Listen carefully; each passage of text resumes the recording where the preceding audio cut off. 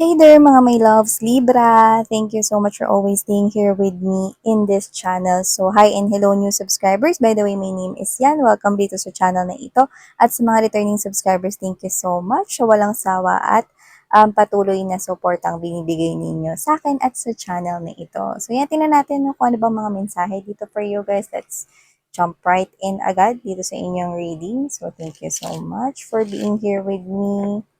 Spirits and angel guides like Angel Michael, thank you so much. What do we have here for Libra? This is for my Libra people. Tell me something about Libra. Messages for them. What are the things they need to know right now? This is for Libra.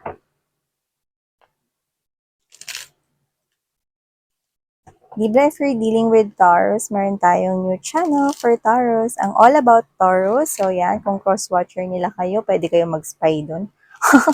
The link is in the description box. Or may Taurus kayo in your Nita chart, you might want to check the readings out there kasi maaring makaresonate din kayo doon. Looks like you're manifesting something right now. Might be a stable commitment kasi ayaw nyo nang maglaro, or not stable commitment para sa iba pero pwedeng stable na trabaho. It could be wanting that na magkaroon kayo. And you know what? Wala namang imposible mga babes. Okay? Maaring dun lang nakatuon yung focus ninyo right now. Ilatag naman na natin lahat.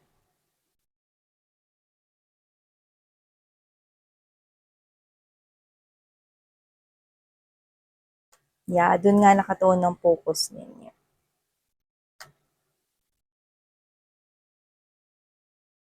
Ooh.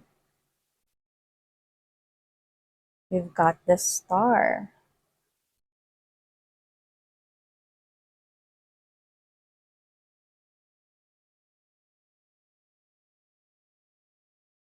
May nakikita ko ditong umiiwas sa inyo. This is a different energy. Okay, tatlong energies na kuha ko rito. Sa'yo, sa isang energy right here, and there's this another energy. Meron dito umiiwas sa'yo.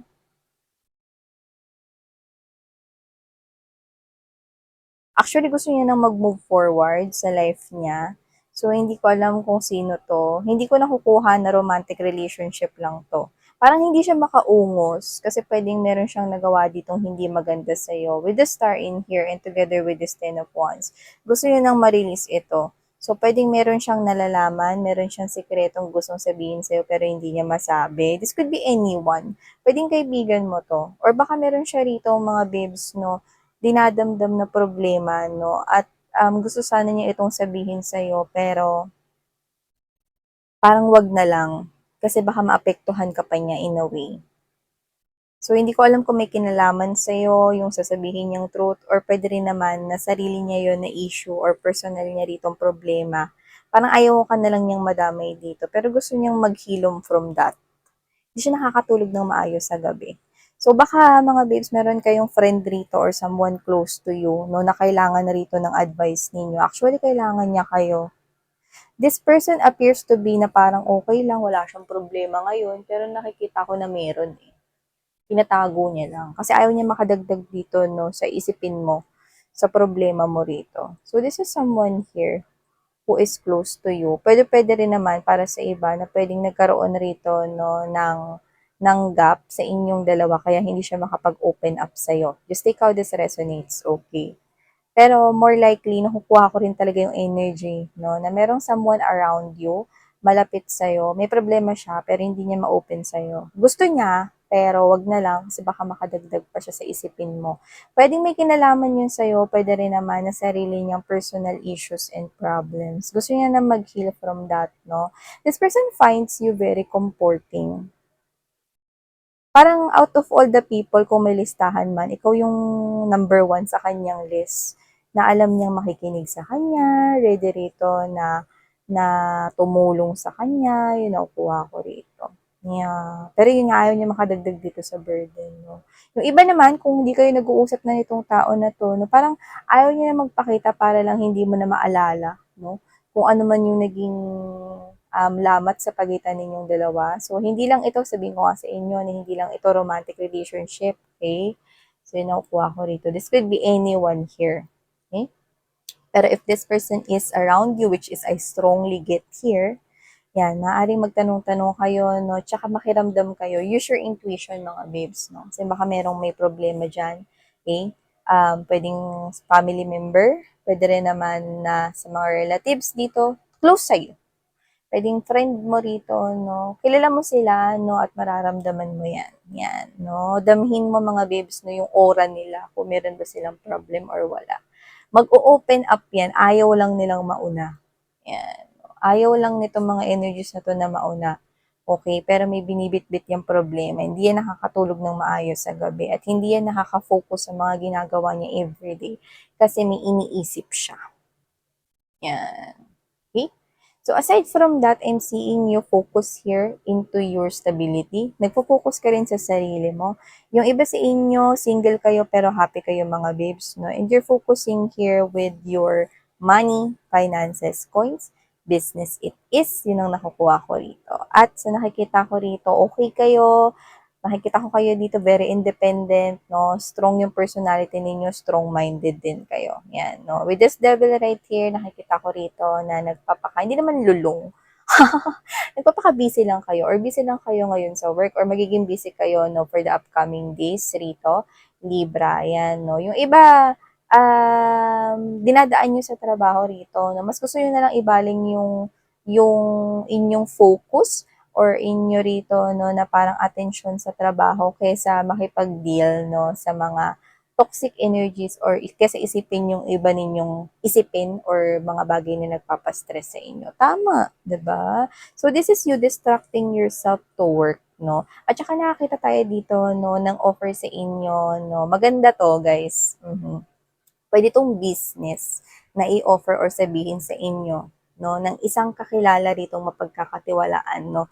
At itong business na to, pwede kayong tumapak dito sa Emperor's Energy. This is someone here na legit siya, hindi siya scam. This is someone with honor or baka siya yung may-ari nun, CEO nun, business, baka ipakilala rin sa'yo rito, no, katrabaho or ng kakilala mo rito, no, legit yun. Pag sinimulan mo yan, it will bring you here money. I'm seeing money na lumalapit sa'yo. You're attracting money here at pwede pang ito yung magdagdag ng ipon mo, ng savings mo dito. Yung iba na may trabaho, I'm seeing you na pwede nyo yung bitiwan, no, in the future dahil dito, mas malaki yung kita. Yan. No? So nakikita ko rito na uupo kayo sa sarili ninyong trono and you're gonna take control of this business kung businessman ito. No? Sa iba, tatapa kayo rito sa boss type of energy. So, kung ano tong i-offer sa inyo, kung kayo ay nagtatrabaho rito at hindi naman business itong i-offer sa inyo, I'm seeing here, no, na mau-offeran kayo rito ng mas mataas na posisyon or mas malaking salary. Nakikita ko kayong ipupush nyo yun at igugo nyo yun. Yeah. For others of you, sa ibang kumpanya ito, I'm seeing you leaving your recent company na pinagtatrabahuhan ninyo ngayon kasi nakikita ninyo na yung potential dito ay mas malaki, no? Yung growth or yung benefits ay talagang pabor sa inyo. So, wow. See? Look at that. Dahil nagpo-focus kayo doon at hindi kayo nagdi-deal with any negativities and toxicities, nakikita ko yun dito, mga babes, no? And someone here is coming towards you. This is someone na labas-masok na parang kabuti sa buhay nyo at kinakain niya ang center of reading. So, ibig sabihin, this is very significant and this person is coming in fast. So, pwedeng makita nyo to baka mamaya lang or bukas. Para sa iba, no? Mamadali siya rito, no? Kasi maaring alam mo yun, nakikita niya rito na nagiging successful ka, which is I don't like. This is someone here from the past and nakikita ko rito na pwedeng may difference kayo sa height. May difference kayo rito actually in height for others of you. Yan, no? Wala tayong gender dito, wala rin tayo ritong height talaga, no? Pero minention natin kasi nakita natin yun. Pero kung sino siya, lumalabas na someone from your past. Pwedeng ex mo to, no? Na iniwan ka niya because he or she connected with another energy. There's a chain in here. Codependent siya at magkaiba kayo rito. Kasi ikaw, single and strong, independent, yan, no? At nakikita ko rito na very focused ka pagdating sa mga bagay na dapat bigyan ng importansya at siya parang dun siya nakafocus sa mga bagay rito, no, na parang hindi niya nakikita yung mas malalim na importansya ng mga bagay-bagay. Kunwari ganito, mas uunahin niya yung bibili niya yung sapatos kaysa yung pagkain. Yan, no? Galing yung kuha ko sa kanya rito, no? Or mas uunahin niya rito bumili ng bala ng PlayStation kaysa bumili rito, no, ng bigas. Mga ganun. So, immature siya, no? Actually, back and forth, parang siyang kabote. Labas-masok siya sa buhay niyo noon, no? At babalik siya ngayon dito, no? At ganun pa din, no? Kung patutuloyin mo ulit sa buhay mo, labas-masok din ulit siya sa buhay mo. Ganyan nakikita ko sa kanya rito. Tsaka mabilis kumalat yung balita, no? Tsaka medyo may kadyufalan ang kanyang fest, no? Kasi pagka-receive niya dito na parang umaangat ka, umaasenso ka, hindi ko alam, narinig niya lang yun, actually, no?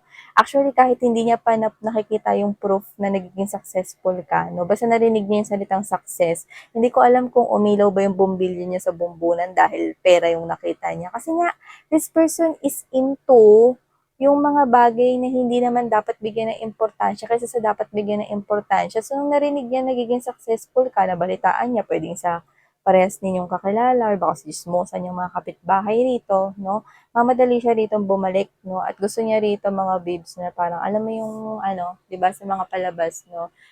Para siya ritong devil.